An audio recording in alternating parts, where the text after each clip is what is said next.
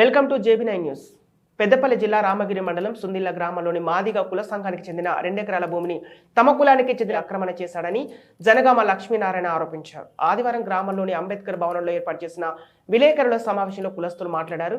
ఈ కార్యక్రమంలో Janagama Narasayya, Janagama Prabhakar, Janagama nursing, Janagama Reagan, Janagama Sudhakar, Janagama అరుణకాంత్ తదితరులు పాల్గొన్నారు. మేము సుందిల్ల ఎస్టీ మాజీ కులస్తులము ఈరోజు మీ ముందు సమావేశమై మా యొక్క భూమి అన్యాక్రాంతమైన విషయం గురించి మీకు తెలియపరుస్తున్నాము.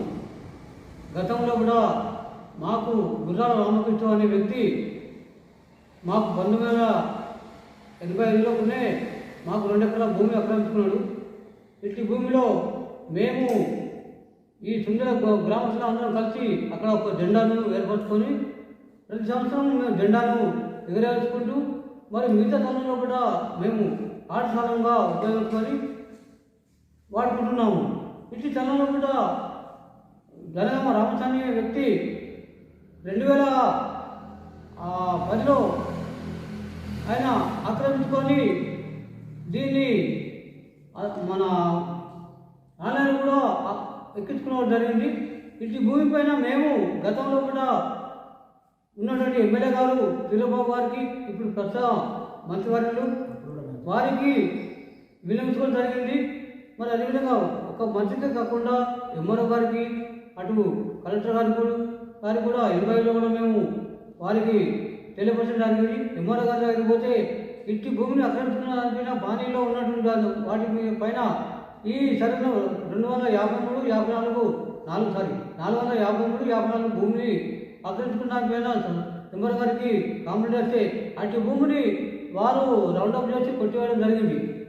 మళ్ళీ అటువంటి భూమిని మళ్ళీ ఈరోజు వరకు అతను ఆన్లైన్లో వండుకుంటూ ఆయన పానీలో వండుకుంటూ ఆయన లబ్ధి పొందుతున్నాడు. ఇటు భూమిలో మాకు ఇచ్చిన సమయంలో కూడా కాకుండా మరి గవర్నమెంట్ వారు గతంలో గవర్నమెంట్ వారు కూడా మంచిలో బావులు పంపిస్తున్నారు.